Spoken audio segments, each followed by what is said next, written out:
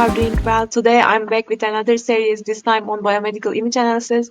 I've been really interested in biomedical image analysis lately, and I've been exploring working with CT scans and X-rays because I want to dive deeper into classification and segmentation of 3D images, especially the Nifty files and DCOM files. And I wanted to make a series on this because it might seem confusing in the beginning, but it's not at all. I'll be taking a simpler approach during this series and try to make everything really clear and understandable. And I hope you like it. Today in part one of this series, we'll be working on DCOM files, and I'll be showing you how to convert Nifty files to DCOM files, and also some simple exploration of these DCOM files. And we'll be plotting a lot of images, looking at contrast, etc. So without further ado, let's start. I have this Google Colab file in front of me. And also you can find every data set or image that I'll be using in my GitHub account, which I'll share also in the information section of this YouTube video. So here I have this brain tumor segmentation data set and one of the Nifty files that I took and convert into DCOM files.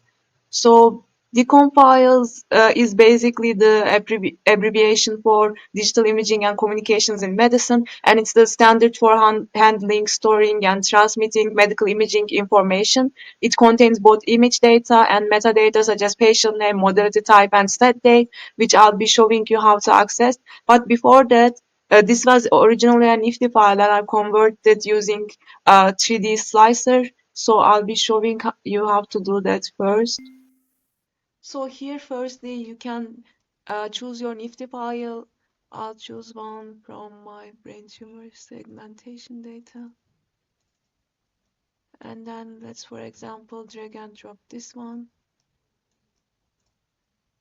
It's important to always import as a volume, even if it's a label. And you say, okay.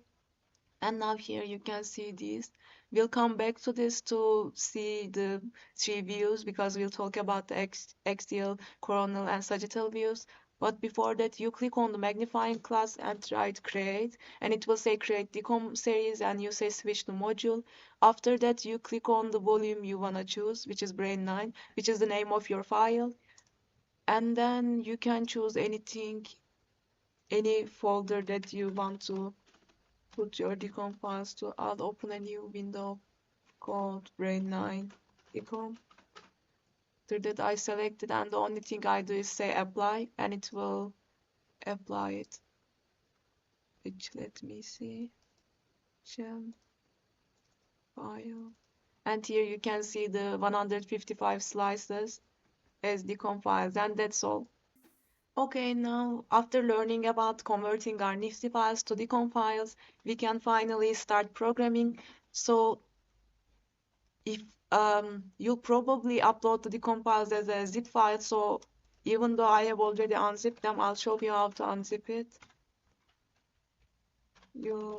If you're on Google Colab, you say brain unzip command and then just enter the name of the zip file like this. But if you are doing it locally on a Windows, for example, you can always use zip file to do it. I'm sure you know all this, but just to be sure, I'm showing it to you again. After that, enter the name of the zip file, and we'll open it in reading mode and say, let's say zip reference, for example, and then we'll just say extract all to the brain0 volume folder, and that's all. So now let me take a random DCOM file and we'll open it and look at the metadata in it, which I've talked about. So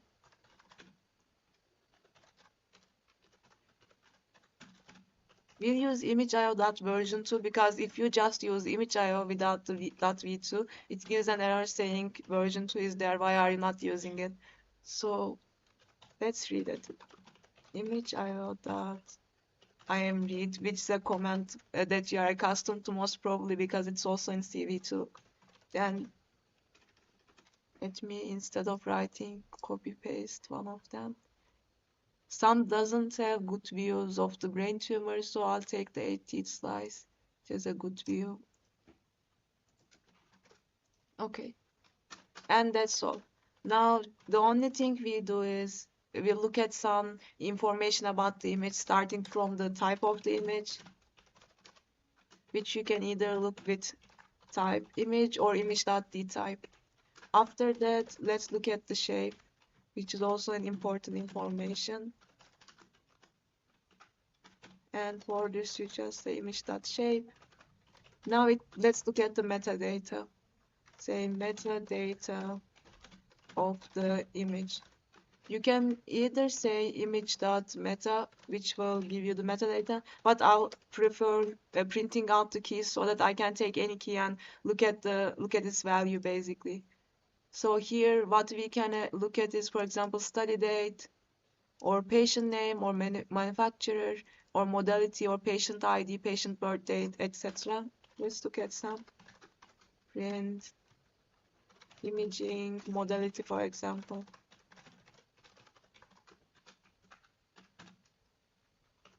For this, we'll again take our access to our dictionary, and then we'll say modality. And as we can see, it's a CT scan. So let's look at patient name, but it will be either anonymous or they'll just give the ID because they really don't wanna like give any private information about the patient. And when you are downloading this data set, you usually sign something saying you won't like share this information with anyone or so. And it's anonymous, as you can see. Let's also look at the study date.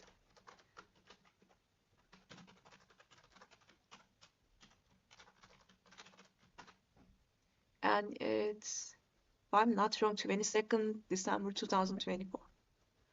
So I think we are done here. The another important metadata we use a lot is the sampling rate, but I'll come to that a little bit later.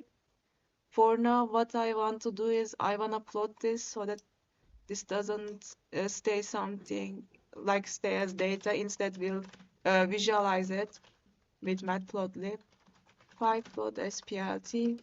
And then I really like using these subplots so that we can see the normal image. And I will also show you the image with the changed contrast, and we can see them side by side.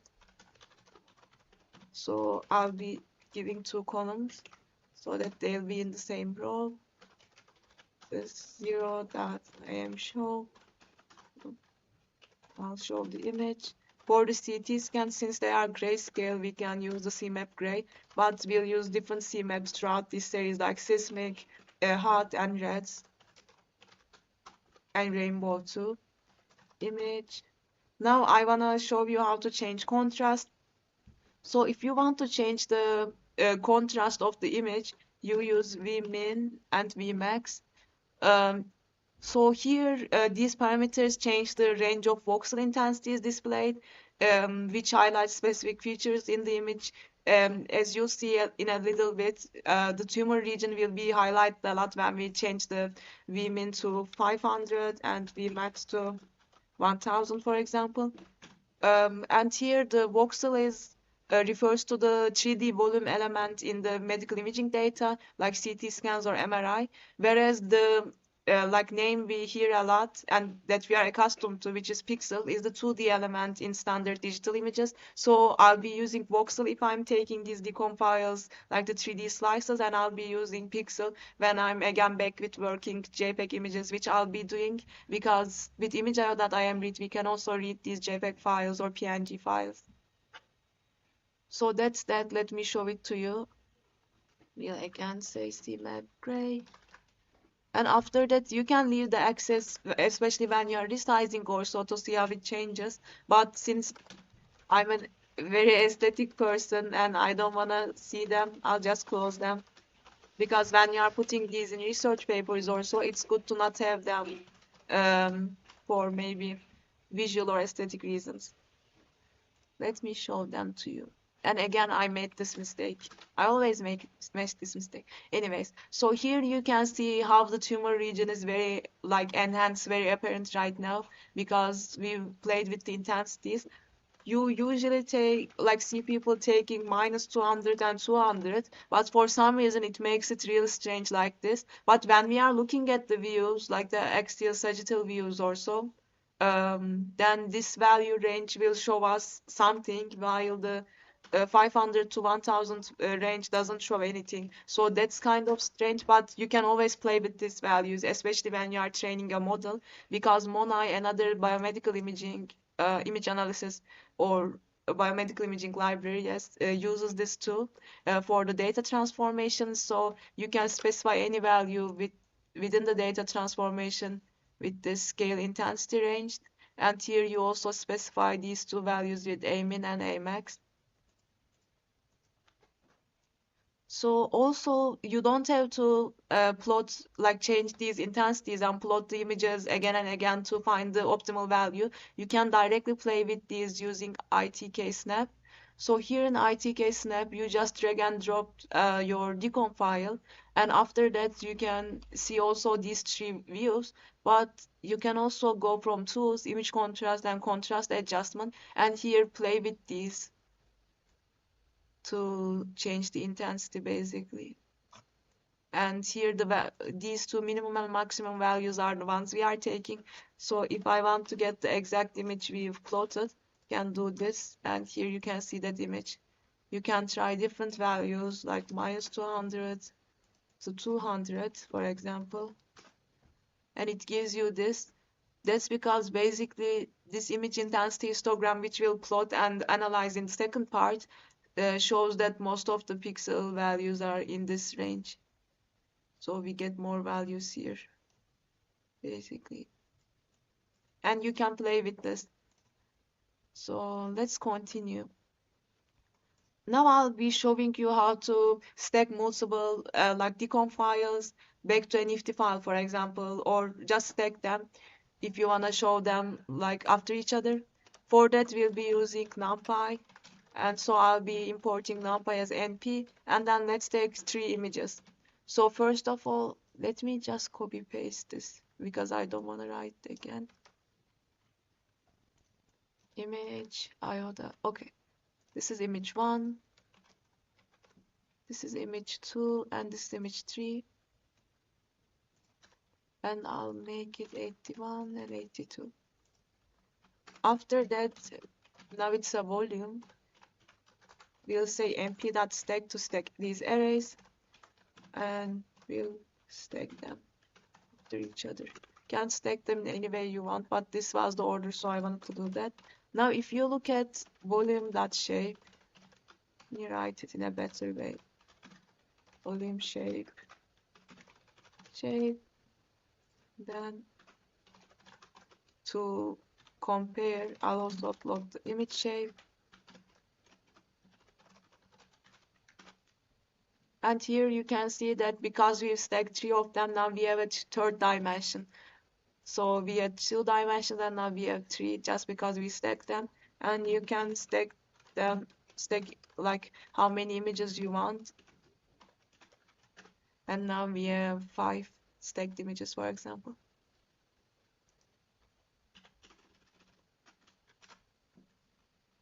So after this, let me also show you a very useful function, because you might be thinking, if we have 155 slices, will we create 155 image variables and then stack them one by one with npStack? Of course not. There is a very useful function for this in ImageIO, but I'll first show you the decom files we have here. It's os.this directory. Here you can see all of them. So with ImageIO.volread, we can read an entire folder. This for URI, we enter the folder name, 0 volume.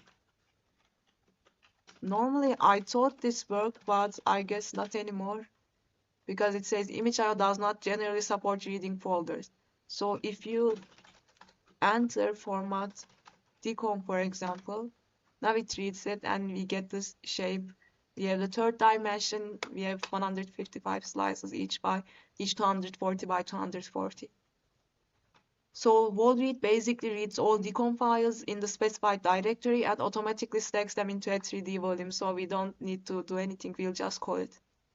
Now, an important aspect that I mentioned in the beginning with saying that sampling, which is also a metadata, is really important here. So now we'll use it. But why is it important? So the sampling rate tells us the physical distance each voxel covers in real world units. So by multiplying the image dimensions, so basically the image.shape, the three like number of voxels we get, when we call image.shape in 3 dimensions. When we multiply that with the sampling rate, then we calculate the field of view, which represents the total physical area covered by the scan in each axis. So that's really important if we want to know.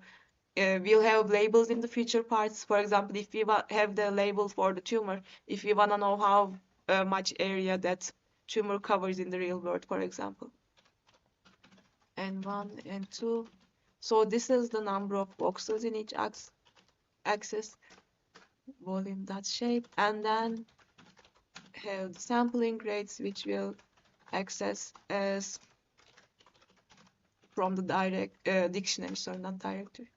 N0, D0, N1, D1, and then N2 and D2. Now let's see.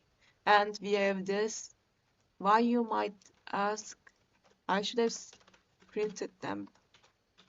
Our shape was this, and the sampling rate is 1.0, so that's why we got this. So it might be problematic when plotting, when the sampling rate is different along each axis. So I'll be showing you how to basically stretch the image a little bit when plotting it so that we don't get a strange image when sampling rates are different, because it might have been, for example, 2.0, 0.5, 0.5, but in this case we don't have that problem, but I'll be still showing it to you.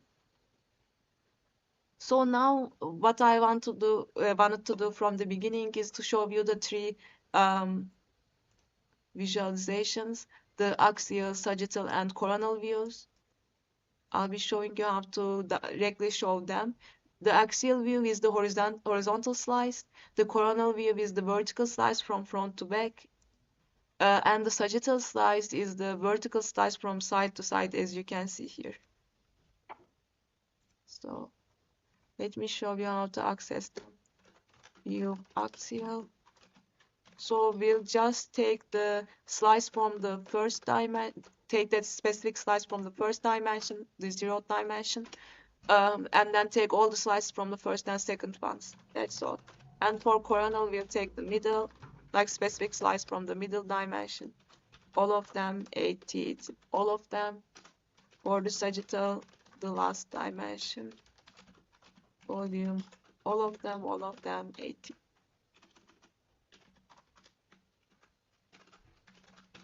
After that, I'll be showing them again side by side because I love these subplots. 1, columns 3, says 0.imshow, and view axial CMap. Great. For this, as I mentioned, it doesn't show anything with 500 to 1000, which is strange, but it shows the image with these two values, minus 200, 200, so I'll be doing that. To not take your CMap, I'm so funny. To not do this multiple times, I'll just copy paste it. This one, this two. Oh, by the way, we can also give them a title for better understanding, which will be better I think, with set title, axial view of size.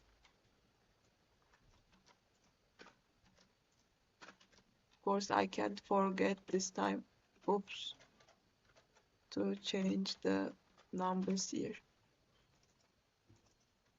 Coronal view and sagittal view. For x into axis of, and then we'll show it. Let's see. Okay, that's very bad. And I of course forgot to change this when copy pasting. Let's give a figure size because it's like 6, 12 to 16. Okay, now this is good. As you can see, this is the sagittal view, which is the vertical slice from side to side, the coronal view, the vertical slice from front to back, and the axial view is the horizontal slice. And by the way, let me also put this in my Medium article because this code really works better. Okay, after this, let me also show you if you what you would do when you had a when you have a sampling rate which is different in each axis, not equal in each axis, I can say. So for that, we'll give an aspect ratio to IM show function, and how we calculate is that we actually calculate it.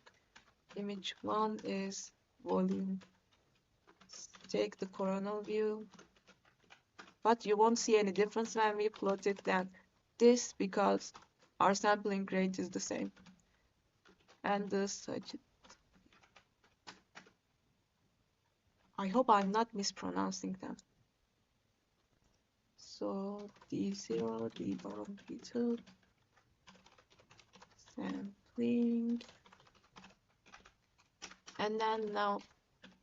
So basically, what you do is you divide the sampling rates in the axis that you are not taking the specific slice from. For example, here you are taking the specific slice from the first dimension, so you are dividing the zeroth dimension by the second dimension. And I'll stop for a second. What do you do for the second aspect?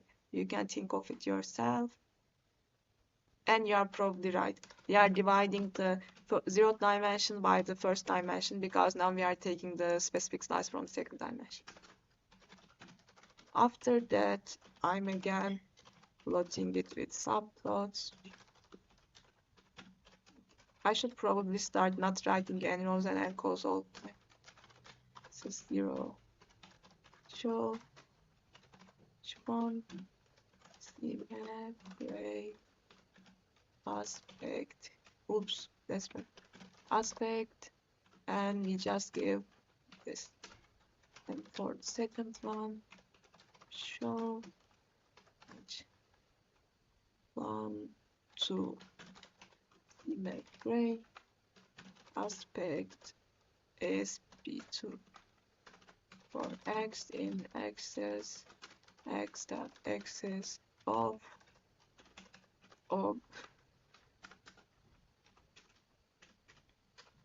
I can't see it because of my face. Piat dot show. Okay. No. What? Why would I do this? Okay, here you can see it's basically the same because sampling rates weren't different. But imagine, like, at least you know what you can do if your sampling rates are different, because it might be because it's the case in most data sets. So other than that, let me lastly show you how you can to check your data set, for example, plot multiple slices. And this is not an extra information about biomedical image analysis, just show you how to plot it, which probably you know. So for I in let's put for just let's take the axial view. Since we have 155 slices, we multiply it by 40 and then take everything I dot im show image map. What happens if I use CMake? I like the CMap a lot, so let's see it together. Hope it's not something strange. Reality dot show. And it's like this. It's really nice. What if I do rainbow? It's probably gonna show. Ooh, that's funny. But let's stick with gray. because we'll come to seismic when we are doing edge detection. So this was all from me for this part. We've learned about converting Nifty files to DCOM files and how to load, visualize, and analyze DCOM files. And we'll be learning about analyzing the pixel intensity histograms in the next part, and also normalizing images with cumulative distribution function, and also creating some basic masks. And we'll create more advanced masks in the coming parts. And it will be a really interesting series, and I hope you like it. And see you in the second